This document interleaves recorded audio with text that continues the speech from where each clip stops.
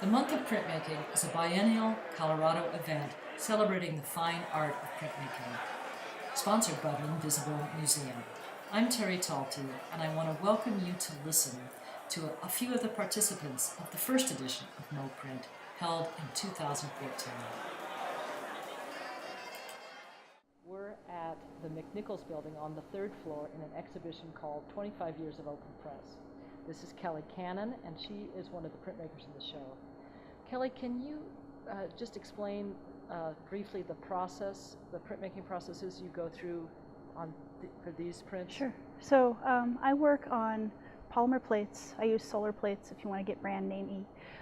But what I do is I grain glass. So the glass looks a lot like sandblasted glass, except what I do is I use carborundum, which is the same thing that people use to grind down lithostones. It's also what they use when they make sandpaper for metal, like metal sandpaper. So what I do is I grain the glass down. So I've got this sort of milky white surface on a piece of glass. I draw on the glass, and then because polymer plates are a photoprocess plate, you etch them with water instead of acid. I'll take my drawing, which is, pretend it's the palm of my hand, and then I have the plate. The plate has a steel backing and then the polymer on top. So you stick them together, clamp them together, and expose it to the sun for a minute 30 to a minute 45. And so everything that was drawn on that glass is what is then exposed to the plate? Yeah, it's nice. So you don't have to wonder what's going to show up on the plate because you put it there, hopefully. And it's also a lot like litho in that you have to go a little darker in your image to get it to show through. And that's something that I had to learn as part of the process.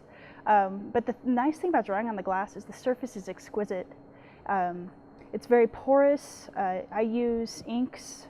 I use litho crayons. I use pencils, water-based pencils that you can get that are sort of like watercolor pencils. Basically anything that'll stick to the plate, I'll put it on there. I use glue sometimes because the glue, when you put it on the glass, sort of pulls the plate away from the surface, and so you can either get sort of a fuzzier image, almost like it's out of focus, or I can get a part of the surface that just turns kind of white.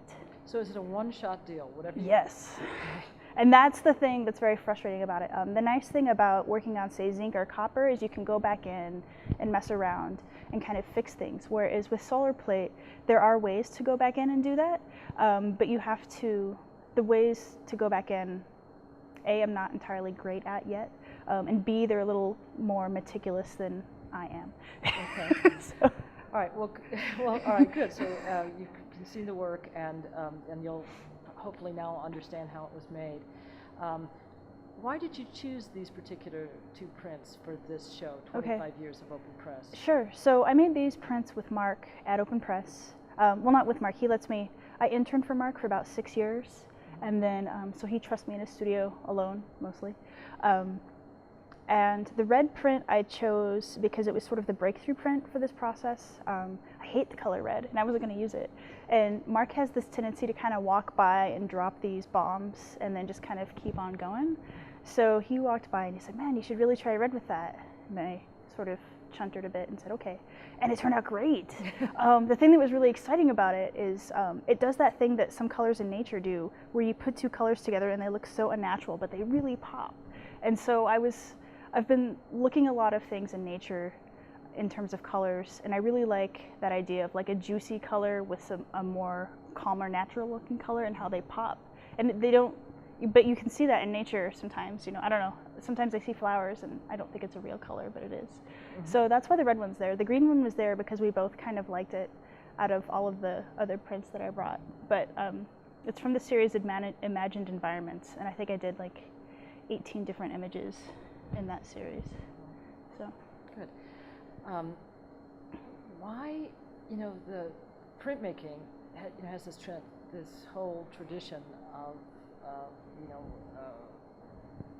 revolutionizing the world because it was a way to get multiples out to many people. Mm-hmm. And we preserve this as a fine art tradition. Right. But is there a reason that your particular work needs to be a print, that it shouldn't just be a drawing?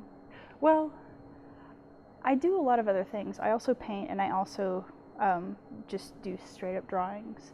But for me, the print, there's something about the process and the mindfulness to technique that really adds something to the piece. My undergraduate was in fibers, and again, that same sort of process and attachment to the past kind of really informs what you do. But I like that with printmaking, you have this image, and I can do several different things with it. I can have an intaglio plate, ink it up, and then maybe do a relief roll on top and get a completely different image. So I like that there's this sort of, it's very mutable. I can do different things with different plates. I like printmaking also because I tend to do multiple plate prints. So a lot of my work, I'll have one plate and then have another plate that's maybe just noise, and put that on top. So it's the effect of layering. It's the ability to layer. Yeah, and it's just, man, there's just something beautiful about a print. I mean, you can't get it anywhere else, to my mind. What is that? It's magic, which I know isn't a great answer, but there's just something about the print and the texture and the technique and how all of those things come together to kind of make this piece of art.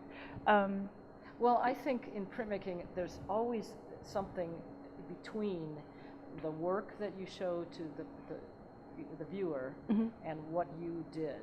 Right. There's a mechanism in between. Right. And I think that's true of all work. There's always that drawing back of the curtain no matter what you do. As a printmaker, I really try to educate people about what I've made and how I've made it. Some people don't care, they just want to look at the image, but other people are really curious as to how you do it. But with drawing, it's direct. You make this mark, you can see it, it comes right off the hand. Right. There's an intermediate mechanism. Yeah, definitely. But yeah, that's what I like about it. All right, good. How long have you been doing this? About 10 years.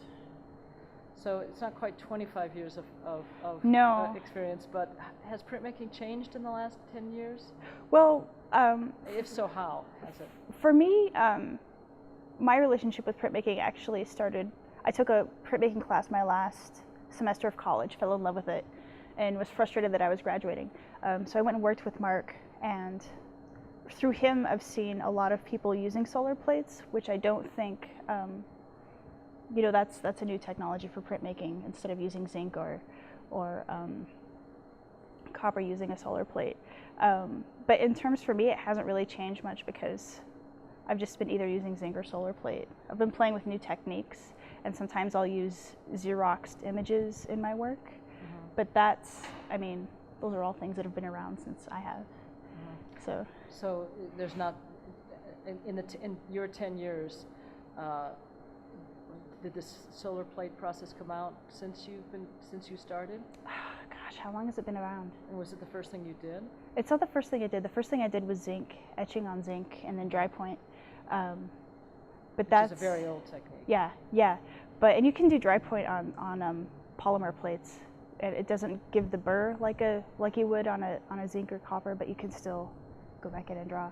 But no, sorry I don't have a better answer, but it's really, not much has really changed for me. I've just been working on these two techniques and playing with them. Do you think is it in general, like, now that you're out showing your work, Mm-hmm. Is there a different value for something that's a print as opposed to a one-off thing? Well, I think it's where yes, works on paper aren't necessarily as revered as, say, as a painting. I just had a conversation with a gallery owner who's more interested in my paintings than my prints, just because she thinks she can sell them better. But I think that also as a gallerist or as an artist, you do need to kind of take it upon yourself and be like, this is why this is unique, this is why this is cool, this is why it's okay that you can do an edition. Because even if it's an edition of 10 or 15, it's still a unique every one of them is still a unique handmade thing. And I haven't seen many people besides Mark who can have everything be exactly the same. There's always, you know what I mean? There's always a little something that's different. So how many are in this edition of the red and green? 15, which is a lot. especially because all of the colors that I mixed, so I over mixed colors because I can't afford that much paper to print them all out. So I kind of print as I go, and I just have tubes of ink and meticulous notes as to how I did them.